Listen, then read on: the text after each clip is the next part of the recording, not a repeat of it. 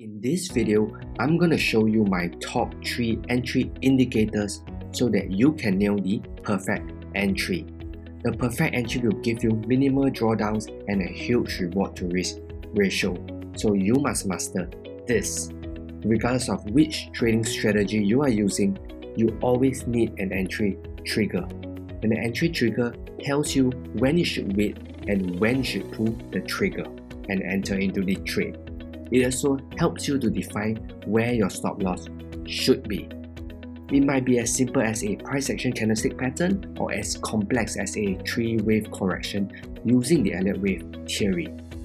Regardless, whether you realize it or not, you are already using an entry trigger one way or another. There are many ways to enter, but I will go through the top 3 entry indicators that I like to use in this video. These are beginner friendly, so don't worry if you are new to trading. I will focus strictly on indicators because I've previously talked quite a bit about candlestick patterns. But if that's something you're still interested in learning, do leave a comment down below to let me know. Before I dive straight into the first indicator, go ahead and hit that thumbs up button and subscribe to the channel. It helps this channel grow and I would really appreciate it.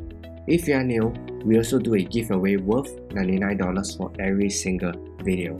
If you want to participate in the giveaway, watch out for an emoji in this video, and once you find it, comment what the emoji is plus Forex signals to enter yourself into the giveaway. You can find the full instructions in the pinned comment down below. Now onto the first entry indicator, which is the stochastic indicator.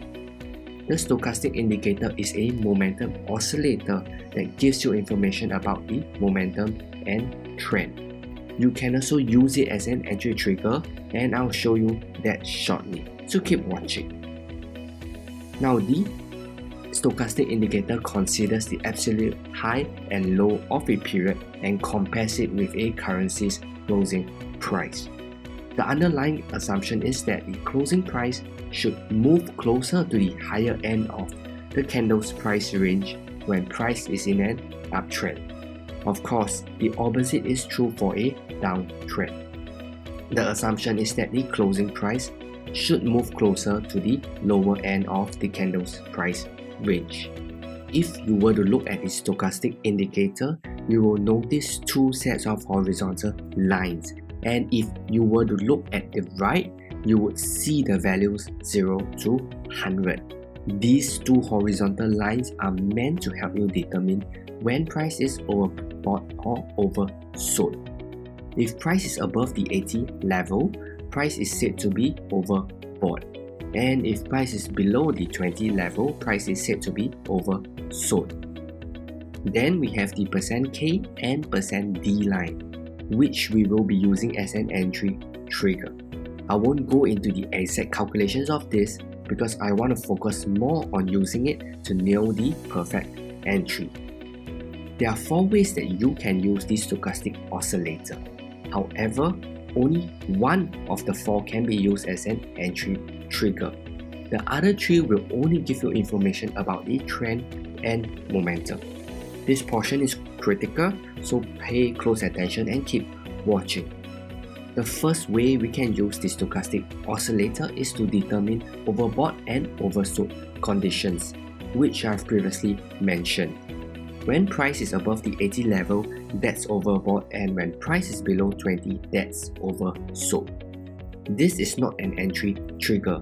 This is merely a signal that price could potentially reverse. So please do not use this as an entry trigger, as price can stay overbought or oversold for a long period. The second way you can use the stochastic indicator is to identify crossovers between the %K and %D lines. This is how you use the stochastic indicator as an entry trigger. Assuming you have already done your analysis and are waiting for an entry trigger, you can use the crossover as an entry trigger. Let's look at an example. In this case, you are looking to buy but need a trigger to tell you when to enter and where to place your stop loss. Price retraces to your key level and you wait for the crossover of the %K and %D line to enter your trade. The crossover happens and you take the trade and set in your stop loss below the recent candle. So this is how to use the stochastic oscillator as an entry trigger. You can combine this with what I shared previously by focusing on crossovers at the overbought and oversold regions.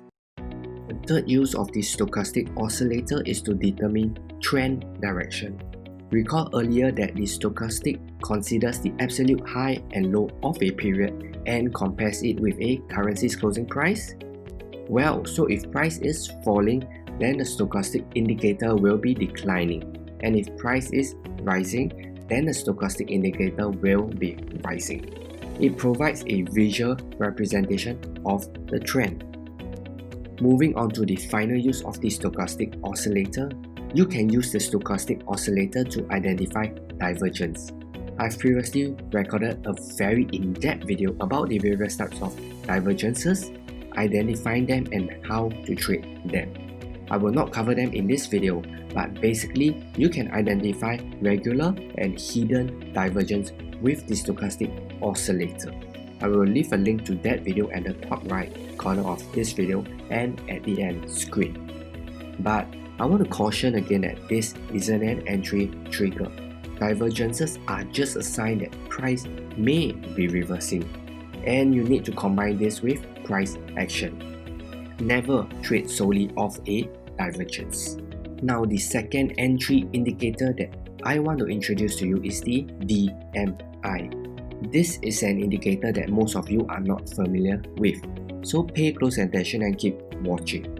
DMI stands for the Directional Movement Index and is similar to the stochastic indicator. It provides information about the momentum and trend strength.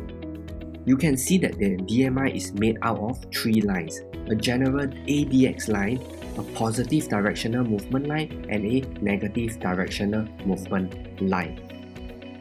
The general ADX line shows you the momentum of the trend.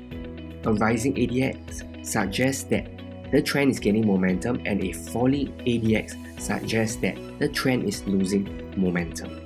If you see that the ADX is flat, that is a sign that the market is range bound. Now, the two directional movement lines, or DI in short, functions very similarly to the stochastics. It follows the same assumption. When the trend is up, the price today should be higher, and when the trend is down, then the price today should be lower. To use the DMI as an entry trigger, we want to focus on the crossover between the two DI lines. When the positive DI line crosses above the negative DI line, that can be used as an entry trigger. At the crossover, what it means is that both the highs and lows of the previous candles are higher, thus confirming that an uptrend is in play. Now the opposite is also true. When the negative DI line crosses above the positive DI line, that's a bearish signal which can be used as an entry trigger.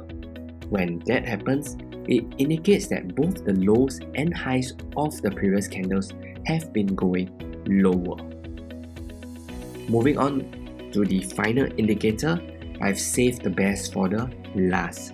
This is one of my favorite indicators and is perfect for beginners, so keep watching to find out why this is so.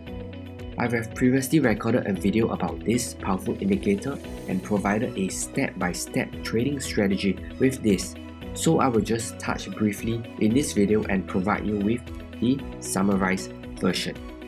This indicator is the Traders Dynamic Index, or TDI in short. It consists of the volatility bands, the market baseline, the signal line, and the relative strength index line. To use the TDI as an entry trigger, you want to wait for the relative strength index line to exit out of the upper or lower volatility band.